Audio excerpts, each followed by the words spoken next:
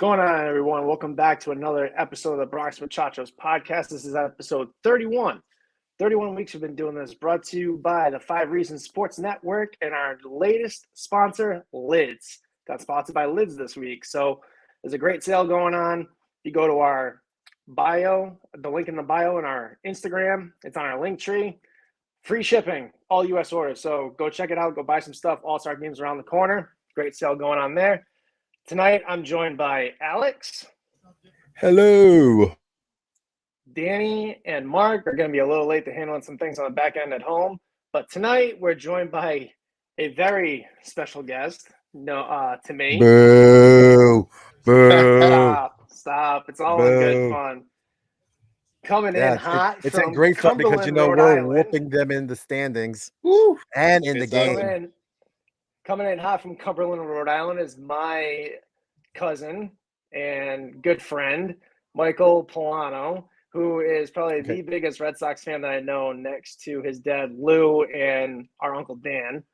So, Mike, say what's up to everybody. What's up, guys? How you guys doing? Thanks for having me. I'm really glad to be here with you guys. Yeah, absolutely. I couldn't think of a better. Before I get crazy on you, Mike, welcome to our casa. Our casa, tu casa. Now get that dirty Boston outfit out of here. I'm just messing. I'm playing. It's all good, brother. It's all good, man. A lot of good fun. A lot of hell of a rivalry for as long as I've been alive. Mostly Yankee sided the first 2/3 of it, but the last third, the Sox have had a fight in the so good to see you guys. Not tonight. Not last night. And not much this so far. I'll tell you that. Well, it's kind of easy to beat a team when you're going up against the JV squad of the pitching staff. But yeah. Anyway, Mike, what is going on with your team this season, man? I mean, they just stumbled out the gates and just fell flat on their face right from the get-go, man. Like, what is going on? Fill us in, those of us in Yankee land that don't follow the Red Sox. What is going on with this team? Well, we got a few problems here, man. We had a great season last year, ended the season kind of on a sour note after really probably needing to win that, a couple games against Houston there and having the season won. And honestly, I think carried it into the offseason and started this year on a really sour note, in my opinion, with not re-signing Devers, a little early, not signing Bogarts at all, going into this season with a lot of question marks and not really addressing much with pitching. So I think they came out obviously horribly, like one of the worst starts I've ever seen. And, the chemistry wasn't there. The guys, they just didn't feel it until about a month and a half in. And they got some holes. They battled back, which is great. They battled back over the last month and a half, which is awesome. Got competitive, got back in the wild card race, man. But there's a lot of holes they need to address if they're even gonna sniff the postseason. I will definitely have to agree with you. Like, I'm not a Boston fan, but just looking at the standings and everything that just happened throughout the season, you guys came out through a really, really rough start. But I am impressed, and I will actually applaud it that for basically June on, you guys were doing what you guys had to do. You were playing one of the best baseball out there behind us and the Braves in the league. Yep. Like, you were doing your job. And hopefully, as a Yankee fan, I will say this, hopefully you guys do what you got to do so that way you could go against Houston. You could take care of Houston, because I don't even want to deal with Houston. Forget that. Take care of them, and then we will take whatever you guys are left from Houston series, and we'll eat you up and make it to the World Series where we belong. When I think of the Red Sox playing Houston last year in the postseason, I kind of pictured that meme of Jim Carrey in the second Ace Ventura movie where he's got 2 spears in his legs going, It's like, I hate the Red Sox. I hate the Astros. I want both teams to lose, but this is just definitely not going to happen. So, yeah, last postseason, man, I was like, this is not happening. I'm like, I don't want to root for either of these teams. I was just over it. But, yeah, man, you guys have had a hot June. But, yeah, there's a lot of injuries pitching-wise. I mean, Evaldi and Sale going down was 2 of the biggest 2 knockout punches. Waka's been serviceable. You definitely got something with this kid, Connor Siebold, who pitched tonight, who went down with what seems to be an injury. Got lit up too, but has a nice live arm. And then when Chowski yesterday, still a live arm, but is still a rookie, hasn't developed in the go. So I could see their pitching staff turning it around as long as you get rid of Matt Barnes. I don't understand how this dude is still on the team throwing BP fastballs the way he is, but be that as it may. So coming from the Red Sox perspective, how do you view our season? Like, how do you guys view what we've been doing this year? I mean, it's undeniable, David. The Yankees are the best right now, and they're unstoppable. Offense is ridiculous. Pitching's been incredible. I think Nestor Cortez coming back down to earth a little bit after his ridiculous start, which but I mean, you have him as realistically you're what, 2 or 3, behind Cole and some others, and you Chapman is a huge question, but it doesn't matter because you got a new. It doesn't matter. I mean, honestly, from the Red Sox side, I'm thrilled that we've gotten back into it to be able to fight for a wild card spot, but the division's locked up with you guys. The Yankees are fully loaded and ready to make a run, and they have been a few years now, and it'll be interesting to see how they perform in October. They got the team to do it. I still think they could use another starting pitcher, but you guys know better than I to really secure themselves as the absolute favorite. A couple 3 or 4 teams out there that are loaded too, like the Yankees, and it come playoff time, right? Anything goes. So can the Yankees hold up? But really good, man. Really, really loaded team, and I think all of us Sox fans cannot talk down what the Yankees have done. The first half of this year has been unbelievable for that. No. You and Murphy have been texting me left and right. Your team sucks. This, that, and the other thing. Like, really, bro? Look at the standings. Like, how are you gonna say that? But I know you guys. We always jest. I get it. The rivalry goes, David. You know that. And yeah. You guys always say it to us, no matter what, because you know what? For 20 years, all you ever said to me, the Yankees were behind the Red Sox was, "I'll see you in October," because that's all that matters. Well, I mean, right? It was facts. You can't deny facts. Hey, Mike, since you like Chappie so much, we'll trade you Chapman. We'll give you IKF. You could just give us Xander Bogaerts. We'll be happy. Exactly. Give us Devers and Bogarts. We'll take Devers and Bogaerts off your hand. Dude. Come on, we'll be a nice day. We'll be happy. Since Cole has a hard time with them, we'll just take them right off your hands. Hey, not only that though, you'll finally get a pitcher. I mean, he's but not the deal is, you guys got to take Gallo. You guys got to take Joey. Yeah, he's down in the 9th spot. Hey, he almost had an inside the Parker tonight. Yeah, well, I don't agree with running into outs. I don't give a darn who's playing in right field and can't see the ball. That just drove me mental. Running into outs is never a good thing. No. But Mark, why don't you jump on in, man? Sox, like that. The Red Sox have done a lot of that this year, man. They made a lot of mistakes. That was us last year. Bad. Hey, Mike, what's going on, brother? Hey, Mark, how you doing, man? Oh, not too bad. Sorry I'm late, fellas. Had to handle family business. It's all good. So, I see Mike's representing right now, even in down by 5 right now. Yeah, we're getting smoked, but I always represent. I've been through 40 years of mostly bad at the beginning and then some good, and now it's just a good rivalry for me. No, I know the feeling, man. I remember going to the stadium back in the 80s, Yeah. Mark. Mike's one of those guys who likes to blame it all on, Babe Ruth still. No way. Oh no, we can't win a game because Babe Ruth got traded back in 1920. Oh no. Well, let me ask you this: are you blaming everything now that's happened to the Red Sox on Dave Dombrowski? No, not at all. No, the Babe Ruth days are way behind us. Trust me. 2004 really helped a lot. I got to tell you, especially after that 2003 debacle. That was a great night. I put dents in the ceiling in my basement of my mom and dad's house when that Dombrowski- ball got hit. That depends on what side you're in, because it wasn't a great night to me, because I was like, I was happy. I had to go to work in the mornings. I had to go early in the morning. So I go to bed. I'm like, oh, we're doing good. And then also I'm like, what the heck happened when I woke up going to UPS in the morning? I was like, no.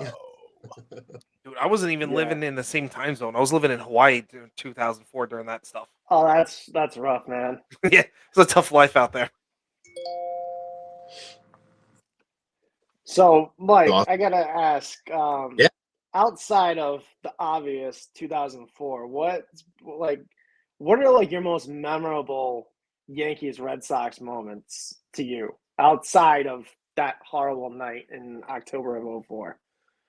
Oh, that 04 moment was great, man. That was as good as it gets. To be honest with you, one of them was the year before, in 03 with how they lost, and with Boone hitting the bomb. I was in college. I was at BC, and literally sitting with friends, half Boston fans, half Yankee fans, basically like my whole life. I grew up in Rhode Island. There's half Red Sox, half Yankee fans. Some of my best friends are Yankee fans. Some of my best friends are Red Sox fans. So it's always been a healthy rivalry, mostly lopsided with the Yankees. But in 03, right, we're sitting there on the floor of my friend's house in college, waiting, ready for the Red Sox to finally win it here and move on to the World Series. And the bomb to end it, I literally cried on the floor of my friend's apartment in front of like 30 people, like guys, girls in junior in college. Not the best look, weeping on the I was very sad. We'll put it that way. Thank you. Oh man. So you're known as that guy at college, huh? The crier. Yeah. Can't bring Pullano to the party. He cries. I showed emotion. Everybody likes that. The true emotion from it. It was a strong pickup game for the girls, huh? I gotta say, Mike, you must be great going to weddings. Absolutely. Oh, I can see him as one of the wedding crashers instead of the wedding crashers. They do the funeral crashing. He must be raking it in at that point. Oh man, so many memories. I mean, there's been so many, and mostly since the Sox have been competitive. Really, the first 20 years or so of my life, they really weren't. And there have been so many. I've been to so many Yankee games and Red Sox games in Fenway and in New York. Was at the Mussina Pedro ridiculous game, and God, when was it? 99, 2000, 2001, where there was like a one hitter each side, 1-0 loss from the Sox. Was that was the one that Moose had the perfect game going into the eighth and 2/3 or something? That was right? in 2001. Yeah. Yeah. 01. I was at that game in Yankee Stadium, right? And God, so many games. Went to a lot of games. David, my grandfather, Dappa. Yeah. Wrestling. But guys, what you don't know is my grandfather's a Yankee fan. So my grandfather Dappa, my dad's dad was a Yankee fan. My dad rebelled back in the day, as a teenager or whatnot, and became a Red Sox fan. And I followed in my dad's footsteps as a Red Sox fan. But down in the Pullano lineage back, back years is Yankees tried and true. So I, maybe like 1% of me cares, but there's too much hate from my earlier days in life with my friends busting my chops as a Sox fan to actually. Okay, hold up for a minute. Like, I don't know Rhode Island at all. So maybe you guys, Dave and Mike, you guys can help me out. I would think Rhode Island would be more of a Boston Red Sox state. Is it really more of a Yankee state? Yeah, it's split half and half, Really? bro. It really is, because you got a lot of families that they immigrated from Italy and Ireland back during the 1800s or whatever, and then spread out from New York City all the way up to Maine. So yeah, it's very split half and half. So is Connecticut. Connecticut is very half and half too. The more west you go, Connecticut, I could understand. Connecticut, I can understand because it's closer to New York. Rhode Island, though, it has that buffer though right there, so it's not right there. So I thought it would have been more. What I'm saying is, with New England. I'm sorry. Well, Connecticut's part of New England, so yeah. So I mean, you still have like Vermont. I think it's Vermont that's close to New York. You have like Western Massachusetts that's right on the border of New York as well. Great pitch by Castro, by the way. Yeah. Oh, that's exactly. great. It was beautiful. Out. It was beautiful. It was nice. But you have to remember, it's kind of just one of those things. Like New York, I I say like this: a lot of people from New York will, as Dave was saying, they'll spread out. But a lot of people that are from certain most parts of New England, or especially like Massachusetts, they're there for generations upon generations upon generations. So they're kind of they're kind of like ingrown into the community there. So like being a Red Sox fan in those parts are just, it's not just a father son, it's a great grandfather, great great grandfather down the line, stuff like that. Like everyone knows like you don't do that. The more you know. And back in the day too, like back in the day, the Red Sox weren't even on TV. It was the Braves and the Yankees always on TV, from what I've been told. What? Yeah, the Red Sox were not televised. Mike, when did the Red Sox start getting televised on TV? You would know. Actually, when they own Nets. Well, I didn't know about the Yankees getting televised up in the yeah, it was always area. the Yankees and the Braves. Yeah. Well, obviously I knew the Braves. I knew the Braves because of TBS and TNT, and I was Turner. Yeah, and I figured you get the Cubs too because the WGN was, if you got WGN, you get the Cub games. Oh gosh, I forgot about WGN playing Cubs games. Mm-hmm. A lot of people up here, Patriots fans now, but Giants fans from the beginning, because that was the only football you could watch up here on TV. So yeah, my dad grew up a Giants fan, right? Even though he was Sox and his father was Yankees, but my dad too. My dad's a Giants fan. Yep. Somehow I became a Patriots fan. So, You became a Patriots fan because you had fun watching the Tuck Brew game. That's why. That Tuck game, we're like, oh no, yay, Tom Brady. Dude, I've been watching Patriots football since Drew Bledsoe got drafted, dude. Oh, Drew Bledsoe! Wow, one quarterback off, big deal. I've been a Giants fan since the '80s. Golf clap. Hey, way to bring this to a grinding halt. I will take that golf clap with my better defense than yours, because guess what? I know what team the Patriots going to beat. The Giants. Yeah, it's true. It's definitely true. Those were very bad nights. Wait. Does that in a way make it that Eli's better than Tom? Well, on Twitter, Eli roasts Tom all the time. Yes, true. This is very true. Hey, don't worry. I saw one the other day that was actually pretty funny. It was Aaron Rodgers, a picture of Aaron Rodgers, a picture of Brett Favre, and then they're like, what do these people have in common with the Giants? Oh, that's right, Eli having two Super Bowl championships. Uh-oh. What happened? We lost him. No, he just lost the picture. That's all. There we go. So let me pose this question to everybody. Is the rivalry dead? Is after like 04, is it just like died, or did it like pick back up a little bit with the Joe Kelly Fight Club incident back in 2018? It's not really it's not really a fight club when Tyler Austin's being held back by the catcher. Like if Tyler Austin got shots in afterwards. So I mean, that whole little fight club thing really doesn't hold weight. The best thing about that fight, man, was the fact that as the fight's going on the field, right, they're playing "Let It Go," the Frozen song "Let It Go" in the background as this brawl is going on. It was the best thing I had ever seen. It was so great. And mind you, only two people, Judge and Stanton, were the ones who moved the entire pile. The whole pile just moved it. It was nuts. And you see everyone just back away when those two showed up, like, "No, man, we're good. We're good. We don't want none of this." Oh. Yeah. In my opinion, I don't think the rivalry is dead. I think it's more on a slumber, because just at the moment in the AL East, there's way too many hot teams for us to actually have a rival with one particular team in our division. It's like, it's right now, the way you look at it, it's everybody against us.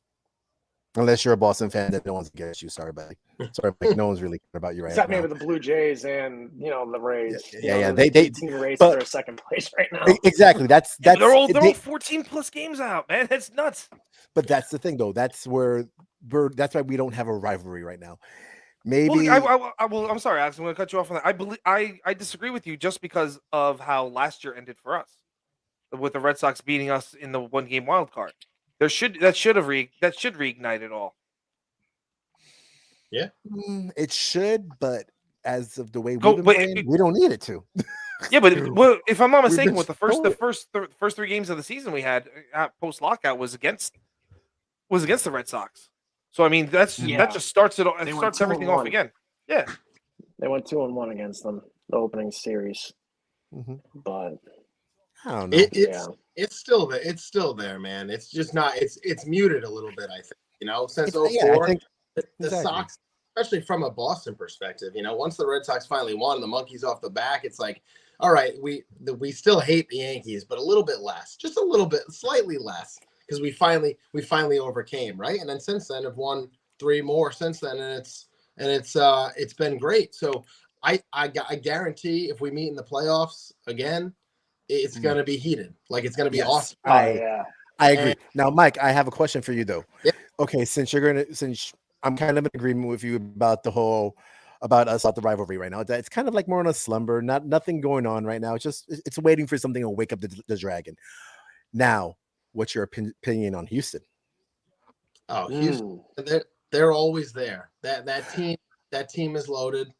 I'm not talking about that. No. I'm talking about you guys lost to Houston in that same time frame too. Oh yeah. You want to know if you think they were stealing signs? Yeah, I got you. I don't even care if you think. Do you think they're trash as well then because of that? Yeah, I do. I think it's Bush League, I think that kind of stuff goes on for sure. It's happened forever. Different types of stealing signs or greasing balls and things like that. But like everybody's done it, and not everybody, I shouldn't say that. A lot of teams have done it, is what it is. They got caught, and they paid some of their time. So like right now, this Houston team, a lot of the guys are different. A lot of the guys weren't really on some of the younger guys like Jordan and a few others, like they weren't on that team. Altuve was, and I don't remember if Verlander was. He probably was. Redmond was. Verlander was traded onto that team. Yeah, so they still got some guys, but you know what? Like I feel like everything's on the up and up now.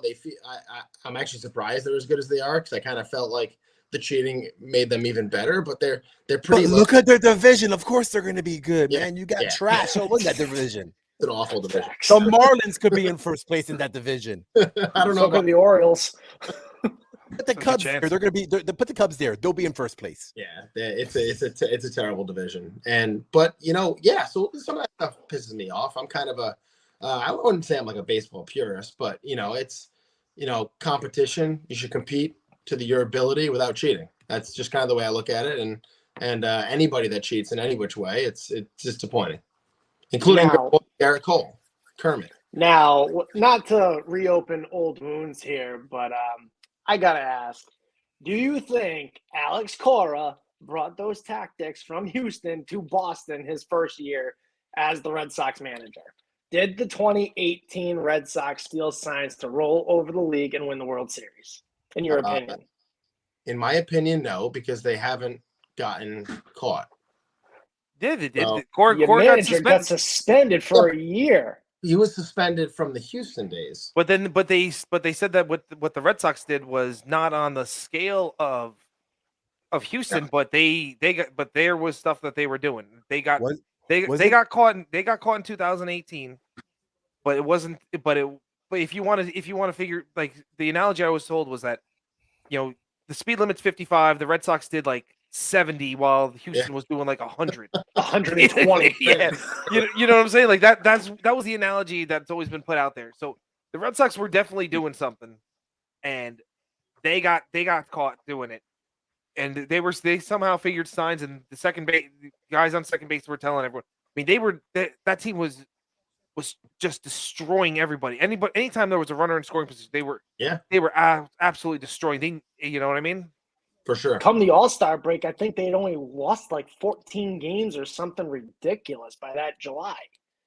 And I remember sitting there watching this go down, them just mowing over everybody. I'm like, something is not right. Something is just a tad off. I'm like, there is no way. And then, it finally hit me when Jonathan Holt, when that 16 to whatever it was game in the ALDS that year, and I'm just sitting in my house watching it on TV. I'm like, and Jonathan Holder is just getting obliterated, and he was one of their best relievers that year.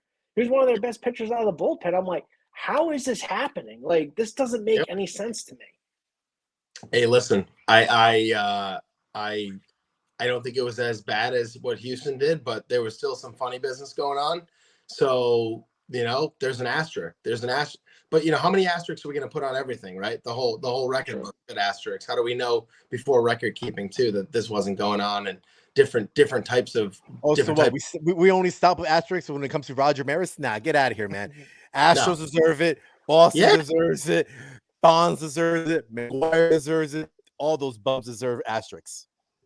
Oh, well, I got a question. We're going down. We went down 2017, go 2018. Yep. Let's ask 2019 with the Astros in 2019. Do you believe that they had buzzers? They 100% did. I mean, it looks like they did. I mean, Altuve has one on his shirt, doesn't he? It went on his shirt. Dude. Then they showed what? Who was it? Josh Reddick. Josh Reddick. I can't show my chest. My tattoo. My wife. Dude, Josh Reddick was doing an interview before the game with this thing on his shoulder, and it looked like a buzzer with wires going down his back. There's pictures of him walking around with a tank top on with this thing on his shoulder with wires going down. Where is it buzzing then if it's going down his back? That's the bigger question. But there was another thing on one of their I forget who, I think it was Maldonado's bat. Like he swung and something fell off his bat, and it looked like a buzz, like something like the bat was kind of like the bottom of it was a little hollowed out. They stuck something up there, so it buzzed on the bat. I mean, there was just wild things. They had some next level stuff going on that year. Honestly, I can't wait for that book to come out, because when that book comes out in like another 10 years, everyone's gonna read it. I'm waiting for the movie. Well, I forgot you're there. You can't read that well. Yeah, but who's gonna hold up? Get the documentary. Maybe because he's guard. But active duty, we have better ASVAB scores. We know how to read, sir. So shut it. Listen, man. Listen, my ASVAB score was good enough to get me where I wanted to go. That's all I cared about. I mean, do you guys ever wonder, though, like if Major League Baseball knew about any of this shit? And pardon my language. Of course they did. They did. Like they just let it go. Like, what are we doing here, too? Like, how do they? Of course, Rob Manfred is destroying the game. Exactly. That's the thing. It's Rob Manfred. He is spineless. He doesn't have the cojones to do what he has to do. Okay, like if he had a set to actually do something, he would do something. But he doesn't. He doesn't care. Bubs. If it was Bud Selig, he might have done something. But when it comes to Rob, he's way. You're probably right on that, Mark. You are probably right. You probably are right. I didn't want to completely cut you off. That's why I just started shaking my head instead. That's why I said might. That's where the big old might.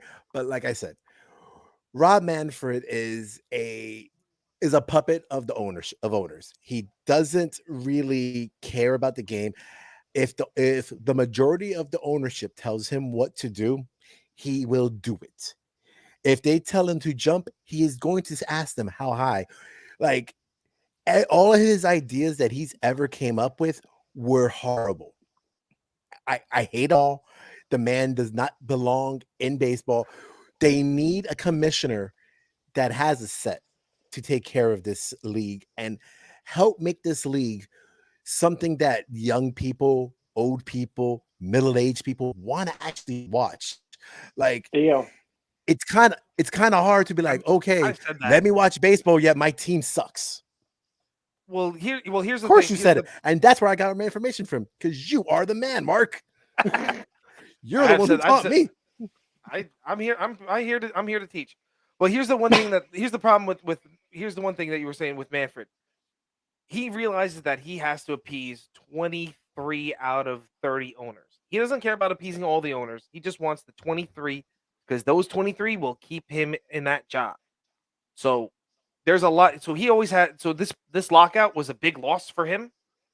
So there's a lot riding on this negotiation that goes on for the international draft. There's a lot that's going on that will happen. I think he's up for a contract before the next CBA. If I'm not mistaken, 2025, I believe. Isn't he also trying to bring up the robo umpires now too?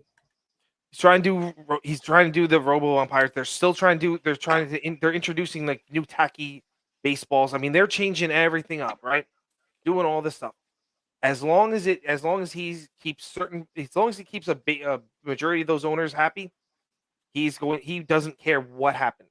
That's because remember, he's not there for being a popular fella. He is a anti-union lawyer. That's all that's what he was. That's what he came up as. And he was there to start busting down the union. And when Tony Clark was running the show by himself, yes, he was able to he got over on Tony Clark hand over fist every time. When the union finally brought in union lawyers to start fighting back, that's when this lockout happened, because the union lawyers like, nah, we're not accepting this anymore. We're gonna move forward. And there's gonna be a fight that's gonna come down with the international draft. And whether it happens, whether it happens, it doesn't matter. They're gonna fight back and forth. They're fighting over money. The PA already gave their response to what happened over it during the talks. A bunch of money's coming out there. They're sitting there going, we don't want this, we don't want that, we don't want the other. We're not talking about this anymore. If you want to draft, you got to go down this road, and they're gonna fight back and forth to the bitter end. There's gonna be tons of fights coming up with the union, with the owners, all that stuff. And then going back to C League that you were saying, Alex, Bud Selig, remember, he swept the steroids under the rug for years. What our favorite I don't care. Don't talk too much trash about our favorite used car salesman. I mean, I think he could sell me a car to this day. That's true. But Mike, he did own the Brewers for a while. He did own the Brewers, and it's still in his family. But Mike, I got a question for you. I've been hearing, and I've been saying that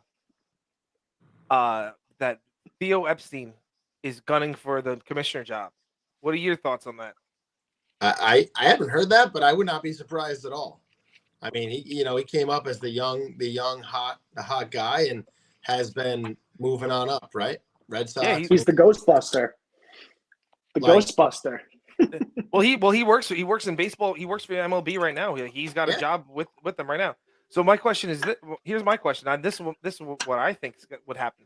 If Theo gets the top dog job, do you think he convinces Brian Cashman to leave the Yankees to come over to work, be his number 2? That's a great question. Why would he? Number 1. Why not? They're both good friends. Yeah, and they both know how to run big market teams. I'd love to see a baseball guy, true baseball guy, running the whole thing, like Theo. Whether it's Theo or somebody like him, I think that'd be great. Somebody that respects the history, but also knows that there's challenges now and issues with what's happening in the game, and move it forward without making it, just a home run derby or some ridiculous rock and jock baseball sport now instead of the game. But the game's got to change a little bit, and I think having a baseball guy that's from the newer age, right, being part of that versus a lawyer versus some really old school, baseball purist, I think would be a great opportunity to move the game forward. I'm with that. Yeah, good point. All right, I got a question for you now, Mike. I actually got 2 questions for you. First one is a Boston-related question. For Boston to legitimately be competitive throughout the rest of the season, what trade would you make? Oh man. So no pressure. Here's what I do, right? The Sox, they're not gonna catch the Yankees. They can make the playoffs and do damage there. So that's all you need to do. Exactly. They need a pitcher, and I would put Sale in the bullpen. I would put Chris Sale in the closer role or in the setup role. Tanner Houck and him at the back end for the last 3 innings, 2-3 innings. Lock that up. I don't trust Sale at all to be able to go out and pitch multiple innings at all. His velocity, even in 6 innings, isn't what it used to be. I'd put him in the bullpen immediately, and you have him and Houck go back and forth and go out and get a starter. To give you a starter name right now, I don't have it. But who are you willing then to lose from Boston for a possible trade? Well, what makes me sad is that the writing's on the wall with Bogart, so I don't see any way he's staying. I also don't think it helps you to trade him now necessarily at all, but it can land a hell of a package to trade him for a half a season and get some guys back like they did with Nomar in 04, right? You get True. I mean, they got great defense and some placeholders and some prospects and stuff. But Bogey can bring a hell of a package. I'm disappointed that they didn't sign him preseason. So who am I willing to trade? Not Devers. Lock that guy up. Pay him all of his money. Pay him for the next 20 years and just lock him up. I don't like the talk and some of the things going on now a little bit with, getting a little small market act. I think Heim's done a great job. I think he's going to be a heck of a GM with some money, but the Sox have some cash, and like a guy like Bogart shouldn't be somebody, in my opinion, that's on the table. They should have been signed already, but he's a Boris guy, right? So he's going to go out and get Max, and he's going to be at the end of his deal. So if it comes down to it right now, you make the hard call. And honestly, if you're not going to sign him, I'd trade Bogarts now. Okay, good. So And now that's more to subtract. I'm sorry, Alex, to piggyback off that. It's more subtracting. Yeah. That's more subtracting for instead of adding. So it's kind of like, what are you talking? You're talking like saying he's your linchpin to get yourself a starting pitcher. I think he can get you a starting pitcher and other stuff, right? You move Story to short. You got other second basemen who can fill in for where Story was. It weakens your offense for sure, but I think the offense overall is very strong and not much of a problem. The pitching and the bullpen are gross right now. I like Bayo and Seabold and all these guys. Like, they're not ready yet though. Like they shouldn't be in our rotation, right? You have an ace and go out and get somebody who can. Somebody who can pitch, somebody who's on a deal that's ending for a Bogarts and another player, right? And moves and Evaldi and Pivetta are there as a 2-3. You can make the playoffs. So I think they're going to win it all. No, and I'm not sure that the Sox think they can either. As much as Cora, I think, is a heck of a manager and can get them far. I think that they're going to compete, but this team's looking out 2 or 3 years, in my opinion. They're looking out to what they can do and how they can be really good in 2 or 3 years with some of the guys they have coming up and some of the youth. I mean, you're right, 100% right there, but that's what we thought when the baby boomers were all coming up. And then all of a sudden they were doing awesome that season. And we were basically a game away from the World Series. So you never really know what's going to happen. But now onto my second question, which is an easier one. Very easy. If the season were to end at the All-Star break, let's say that was the end of it, who would you consider then MVP of the American League? Since you're not a Yankee fan, it's very unbiased then. Aaron Judge of all of MLB. Forget the American League. He's AL and NL. I'll take that. Coming from a Red Sox fan, I will take that. Thank you. I used to hate the Yankees. Now I just strongly dislike them. And they've grown on you, thing, bro. Wow. You can thank me. The Yankees have grown on him because of me. So they've grown on him. It's kind of no. This one's kind of like my grandma. My grandma always told me, never tell anybody you hate them. So it's man, you just went to my grandmother's I'm just gonna bring it to a nicer level. I dislike Judge is unbelievable. He's gonna look so good in a Red Sox uniform next year. It's gonna be stop it. Don't even go there. Are you out of your mind? He is gonna look so good in a Sox uniform. And he looks great on my fantasy baseball team right now. I gotta tell you that too. I'll take 30 bombs. If he's not gonna stay in New York, it better be the West Coast, because I don't want No. That's trash right there. He could go back to Cali for all I care then. Come on now. Chaim Bloom isn't gonna have the money to spend on him. Come on now. They got what drives me nuts? They got the money. Don't get me wrong. I know they got the money, but I'm saying he doesn't have the he's from the Rays. He's not spending all that kind of money. Yeah. If it was Dave Dombrowski, that'd be a whole different ballgame. Oh, absolutely. Dombrowski. It'd still be a very different looking team if Dombrowski was still here. And I'm not sure that I'd like it, because I'm not sure that they could. It would actually be deep at all. There would be no depth, less depth than they have now, anyways. But what they're going to do is they're going to sign Aaron Judge for about 2 seasons, and then but they're going to have a long contract, and they're going to trade him away like Mookie Betts.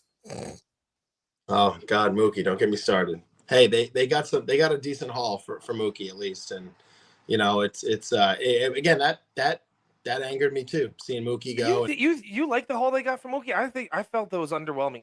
I mean, I understood why, because they didn't get a lot back because they got rid of David Price's contract as well, so they couldn't get the haul. But I mean, Jeter Downs is not the prospect that they thought he was going to be. I mean, you got Verdugo on the team still, and Kiki Hernandez. I mean, they're nice pieces, but they're not. They're not the sexy name pieces that you think you would get back. I didn't think there was a sexy name that they got back at all. Is what I'm saying. I mean, they got Verdugo as a starting outfielder for them for the next several years. So like at least it's a solid piece, and I don't think they're going to sign anybody to replace him. So he's a major league caliber player. That's a very good above average player. So not great, but you're going to lose Mookie for nothing, which I still don't like the fact. I still think that they could have signed him, and Mookie loved being here. But again, like these guys want to get paid. They weren't going to give him that type of money. So the fact that they got, I think the jury's still out on Downs, but they got Verdugo, who's been in the lineup for 2 years and will continue to be for probably the next 2 or 3 years, unless they move him. Like, at least they got something. I've seen far worse trades where you get nothing, absolutely nothing, right? Or prospects that don't turn out. That's true. And going back to Alice, your question earlier, if the Red Sox were 3 games out from the Yankees and it's All-Star break, my thoughts are different, right? I'm not saying like trade Bogarts and make a move. I'm saying trade all the young prospects and make a move. Of course, 100%. I agree. Then, yeah, for you to say that if you were like 3 games, 2 games, whatever, 5 games on. If you had that many games and you're close to the Yankees right now, there's no way you're trading any of your studs. You're going to be working around maybe one, and then a bunch of prospects. 100%. Just like right now, that's more than likely what Cashman is trying to figure out between the whole month of July, that he's going to have to figure out what piece, or maybe even 2 pieces and prospects, does he have to trade away to get more pieces that we could possibly use to help us get to where we need to get. For sure. Well, I already got my first trade in my head right now. Gallo gone by. You're not even gonna get a big box of fresh Wyoming air for him. Man, we can't even get some Cracker Jack boxes. Nothing. Maybe used ones. Darn. I hope the toy's not opened up yet. I hope that toy's not used then. Oh, come on. I think Will Warren heel and you get another one like a Josh Bro or somebody else like that. Like one of the catchers Yankees have. That's those 3 plus maybe one more, and you're sending that to Cincinnati. Luis Castillo back on this team. He's a 1B kind of guy. Him, Sevy, and Cole as your top 3. I'll take that top 3 against pretty much everybody else in the league. Yeah. Luis Castillo's if he's grabbed Castillo, it's all but over. I mean, it's a wrap. It's a wrap. Our other guy, Danny, him and I have been beating that drum for like a year and a half now. Just get Luis Castillo on this team, get it over and done with. Like just terrorize everybody else, and then we'll go for another left-handed bat in the outfield because Gallo and Hicks are just absolute. They just gotta move on. I mean, if that trade were to happen, I will legitimately have to tell you to wake me up when September ends, because I don't really care about baseball until October. So how do you feel about Trevor Story, Mike? I know Danny, our other co-host, he was hot on the Trevor Story bandwagon. I was with Danny on Alex. That. I was on the Carlos Correa train for a while, and then I became the president of the Oswald Peraza fan club, which I don't think that train is ever going to leave the station the way things are looking and shaping up. But Story before today's game batting .226. What in the world? Yeah, I guess the Colorado air was really inflating. He had a really good 3 weeks or something like that for the Reds this season. That's been about as far as it's been. Yeah, it was a horrific first 6 weeks. Took him a while to get going, but honestly, even since then, he's been fine. He's been great. I mean, it was so bad for 6 weeks that it tanked all the numbers. But from a ball player perspective, I'll take Trevor Story on my team any day. He is an absolutely filthy defender. He's one of the best second basemen right now in the league, defensively, probably the best. And he is legit a hitter, but he's a swing and miss guy too. He's a home run bopper. He's great for Fenway, but he's an excellent player. What irked me about it was you choose not to sign Bogarts, and then you sign Story for 6 years, and it's like, okay, well, I guess Story's the replacement for Bogarts, which is fine. Story can move over to short and play a mean short. But yeah, he's got to hit better. But he's always been a low average guy. You know, he's not. I don't believe he's ever been a super high average guy. He just drops bombs, steal bases. So listen, if he can play flawless defense, drop 35 bombs, I'll take. And then talking about Sale, dude, he's a head case. Yeah, you can't trust him to put him in the bullpen. Okay, you can trust him to close games, but at least you don't got to worry about him. You don't have to worry about him not blowing games. You got to worry about him not tearing up a clubhouse. What was up with that incident in Worcester, man? They just went complete psycho and ripped apart that whole tunnel.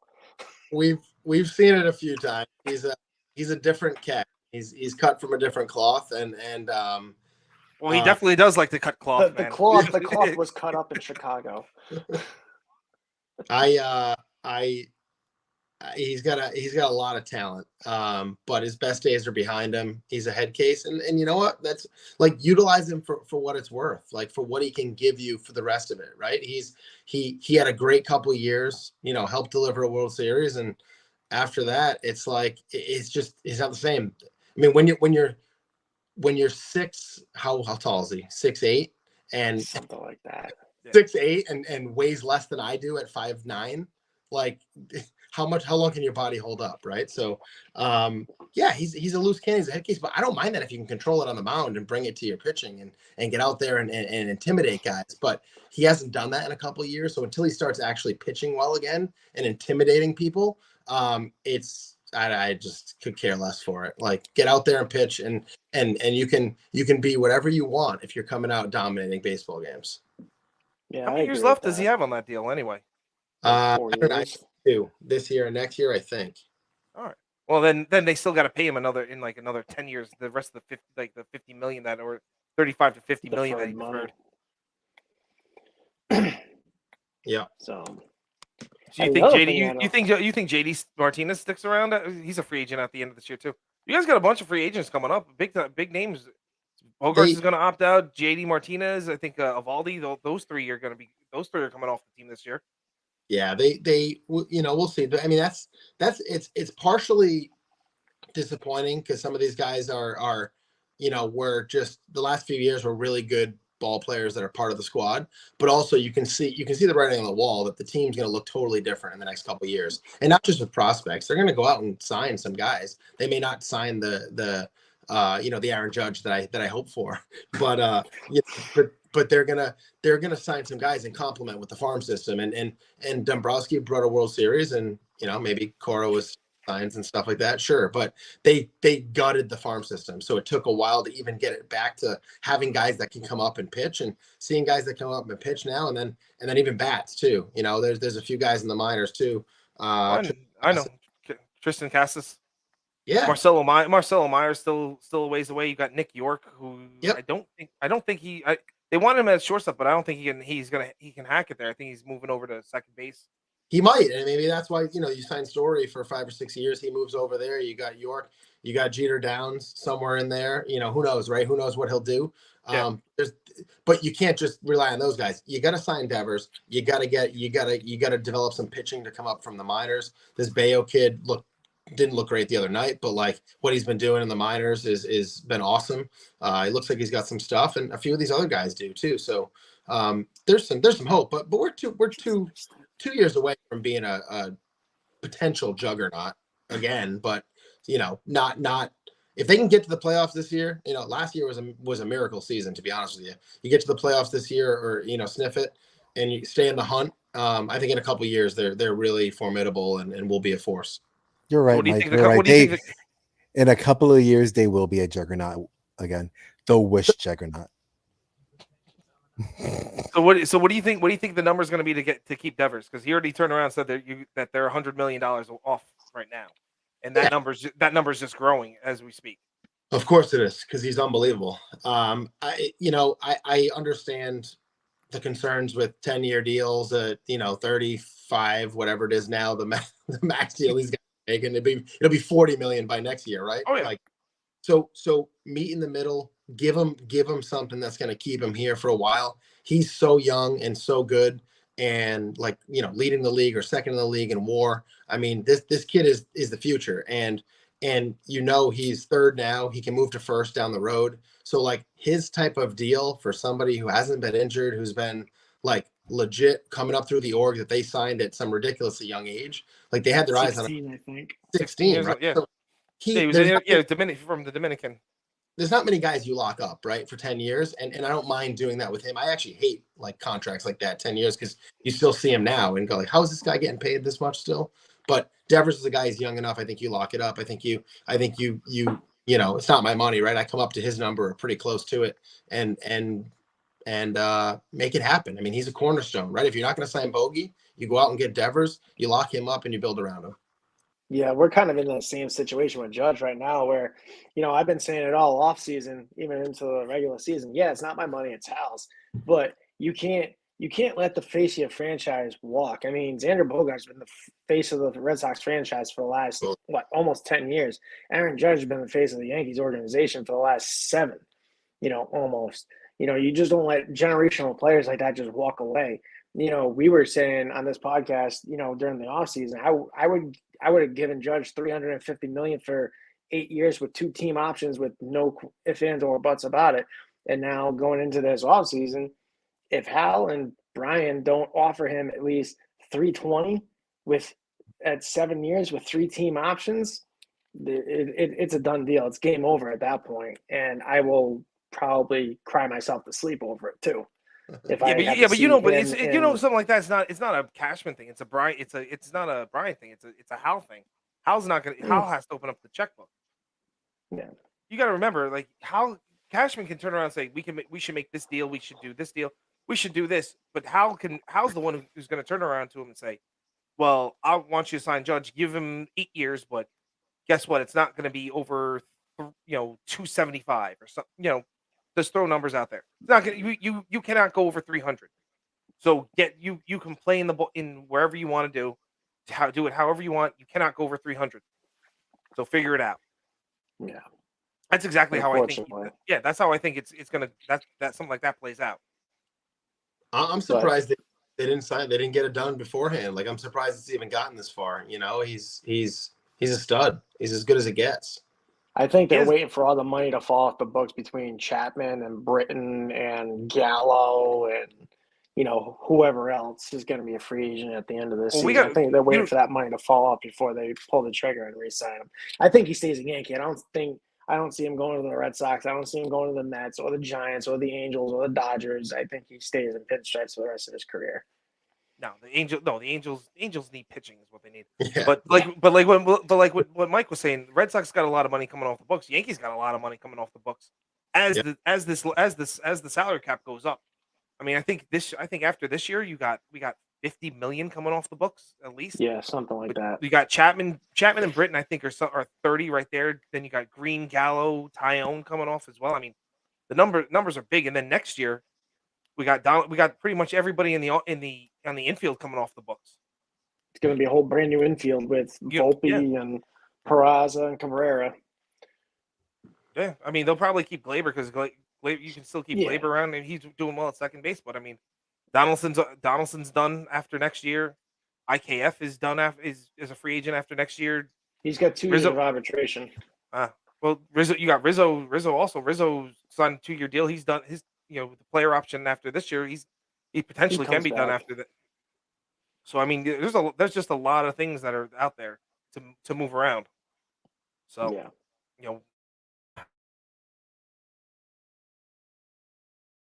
I don't see Rizzo back up because Rizzo I feel Rizzo's been one of those players that we need to keep for a while at least until we have like a first baseman that can actually be a first baseman because he's given life to this team that we didn't have. Like, yeah, he might be middle of the pack right now, an average first baseman, but compared to what we had for the past like 10 years, I'll take it. Oh, without a doubt. Because let's be real, I don't. Oh. Is that me or we losing them? No, it's on their end. I think that's them. Oh, I see, Mike.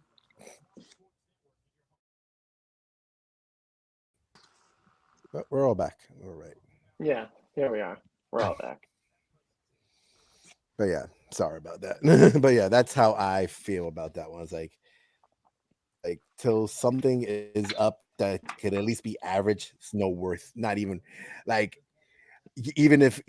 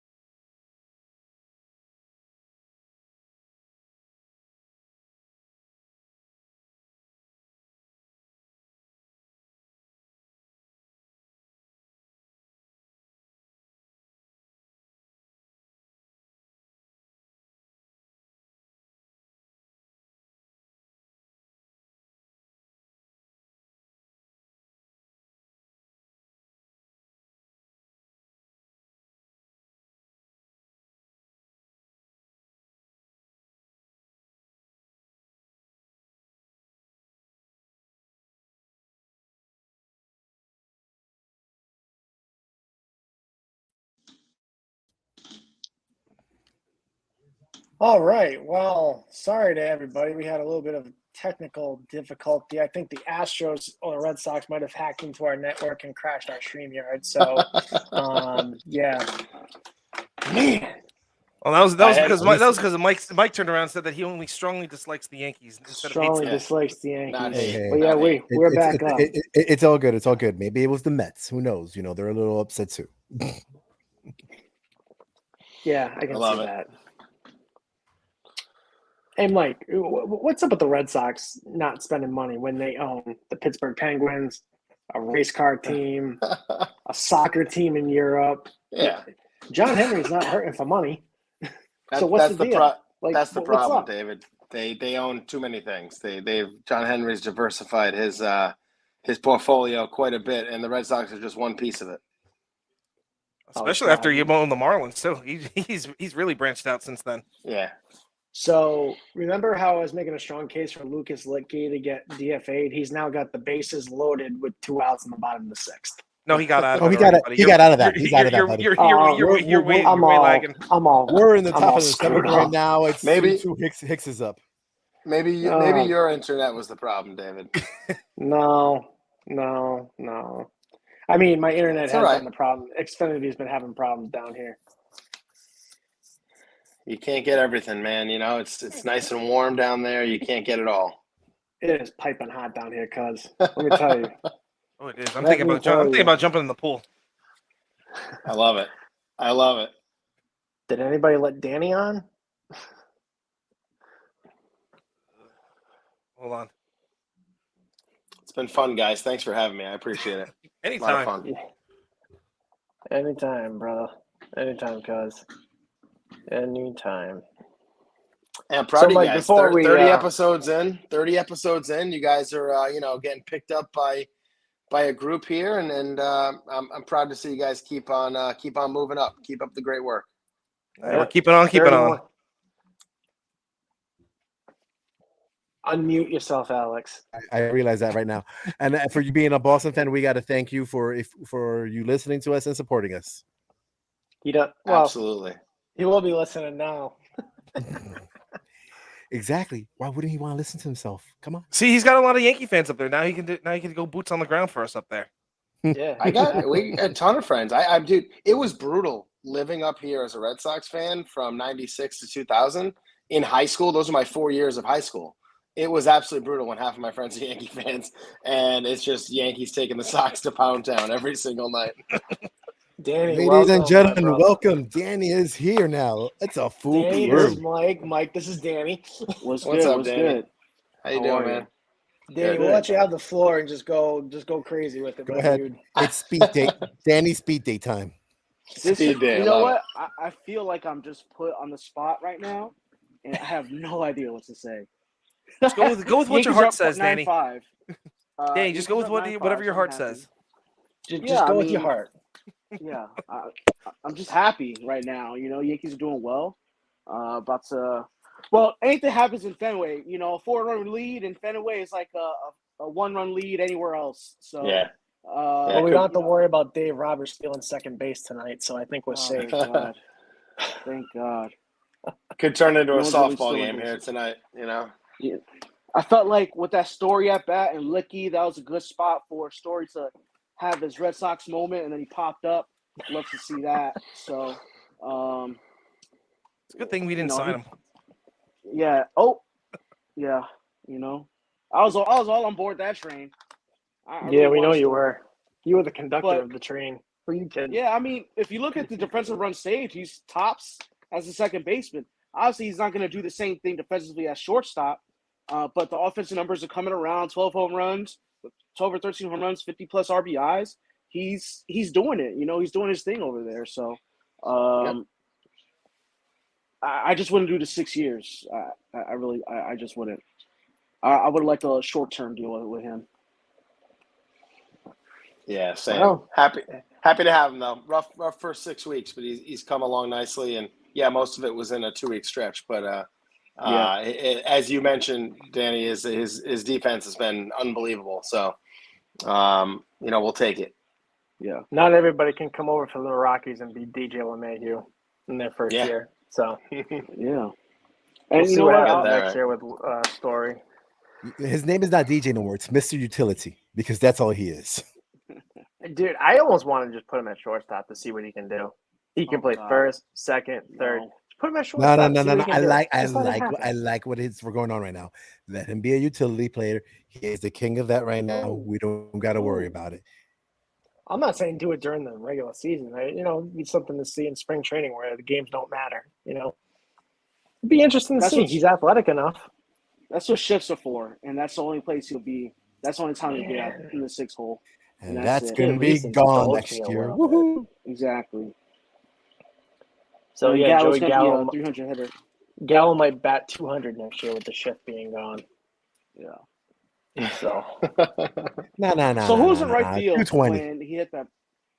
when he hit that pop up? Was that Christian? that was it was Arroyo. Arroyo. Yeah, Christian Arroyo. Where is it? Where is it? Where is it? It happens, What? right? It's twilight, but it's brutal. It's a tough play out there. These guys are used to 3 decks.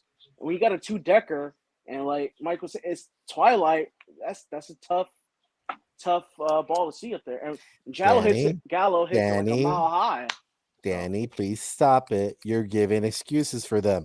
He's at home. He should be okay. When you looked at the picture, there was nothing in the sky but clouds. He should have been able to get that. I agree. His glasses, his contacts just moved out. That's all it is. From a baseball perspective, just pure baseball, not Yankees, Red Sox. It is a tough play. 100%. It is a tough play, but also put into perspective that if that's your home team, your home stadium, there shouldn't be anything really that should hinder you. If you're the opposing player, yes. I mean, if it happened to the Yankees, Tampa, anybody, I'm not gonna get mad at it. But if you're the home team, then I could get mad about it. Also, Christian Arroyo came up as a middle infielder, so him playing right field in Fenway, that's not an easy place to play. Yeah. So it's not. I mean, it is an excuse, but the twilight is brutal sometimes. But when it happened, my brother texted me immediately. He just like, WTF is going on right now? I just turned the game on with Luca. Like, what? We can't catch pop-ups? Yeah. Back to the Chicago Cubs, they can't catch pop-ups either. Yeah, I know.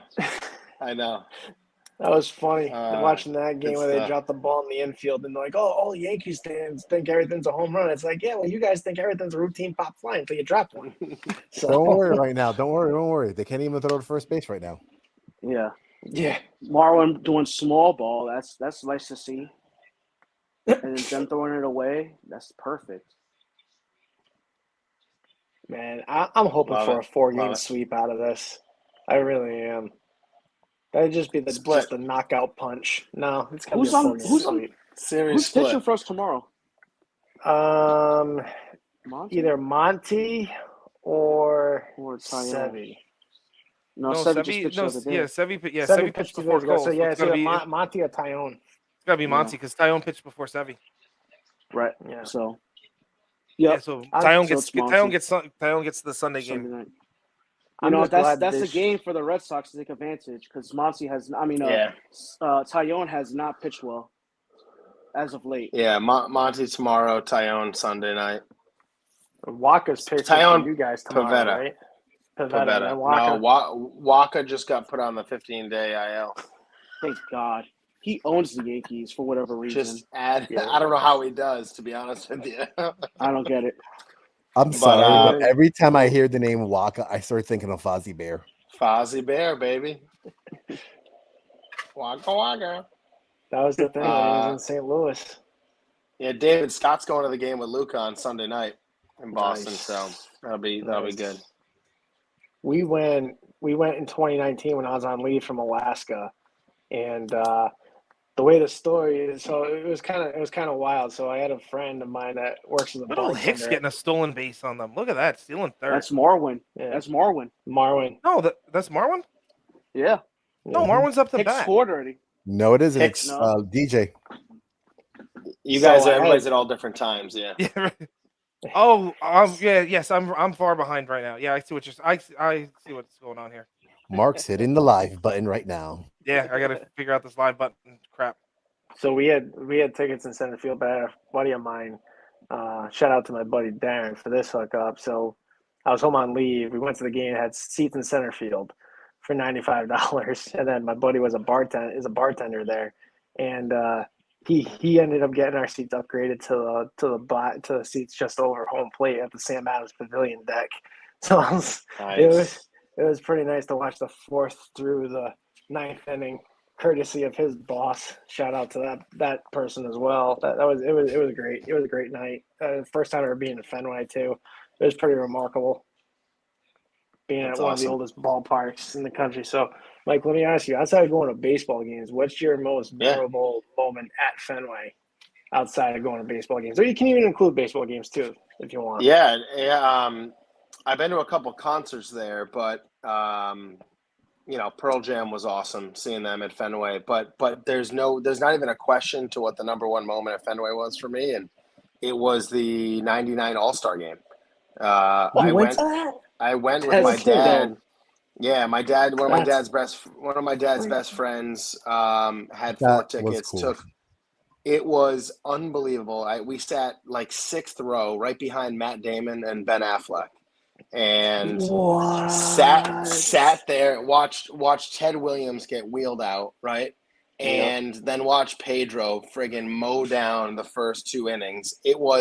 It's a memory I'll never forget. So, like, even if you ask me non-baseball, that's number one Fenway memory. Been to some playoff games, never been to a World Series game there, but been to some, ALCS, ALDS games, seen some great comeback wins. But that moment, by far, that game we had the choice to go to the All-Star, the Home Run Derby, or the All-Star game.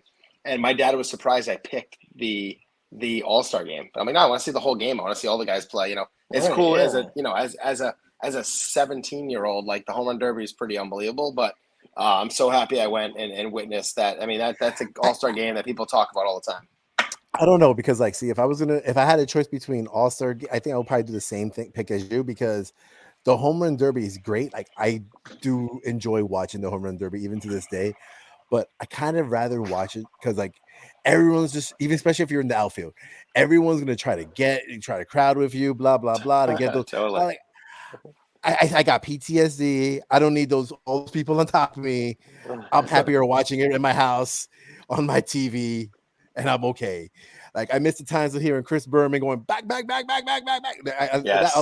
okay then. Absolutely. That's a historic All-Star game. Like, out of all the All-Star games probably in any of our lifetimes, we'll probably point to that one as being like something that's a folktale that you tell your grandkids about. Like, you can say, yeah, I saw Pedro Martinez mow down the top hitters in the NL, and I think a couple of them were Hall of Famers, right? I can't remember. Yeah. Well, not yet, because they're all steroid guys. Oh, that's right. Yeah, steroid guys. But I gotta say, I think the best All-Star game in my opinion was Cal Ripken's last one, where he got turned in the first inning, where A-Rod had a swap with him, and Joe Torre's like, "Get over there, it's an order." That was awesome. dope. 2001. Yeah, if you ever heard the story, it was A-Rod who went to Joe Torre. He said, "Oh, we should move Cal Ripken over there." And he said, and Joe Torre goes, "Yeah, look, we're going to do it. Just don't tell him we're going to do it right before the game starts." Yep. That was a great one too. But no, that's the biggest moment. Yeah, no, that's definitely a great moment for you, because that's also like the last time Ted Williams was actually seen. His head died the next year. Yeah, his head was like cryogenically frozen like a year later. Yeah. So yeah, they got him ready for that Futurama moment, because they're waiting like 1,000 more years to bring him back with Nixon and everything like that. Exactly. Hey, him and Walt Disney are sitting side by side. They got a lot to talk about. That's awesome, man. Sure do.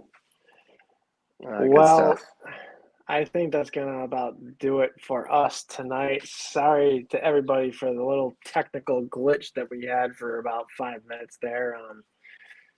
Nothing we can do about it. It is what it is. But at least if you're watching it live. Yeah. If you're not watching it live, you don't know what we're talking about right now, probably. Yeah, exactly. Just fast forward. Mike, just want to thank you for coming out, hanging out with us, walking into the Lion's Den, as I called it this week. couldn't have thought of a better Red Sox person to talk baseball with. Though we were trying to get Mark on with you, but Mark was in London for work, unfortunately. So he would have had a lot to say about this since he's like the instigator of the whole family rivalry. He is. Maybe. Yeah, I was gonna say let's do it. Maybe we'll do it again later on in the season. Yeah, maybe we'll see you guys again in the playoffs, and in the playoffs we could definitely have you on for sure.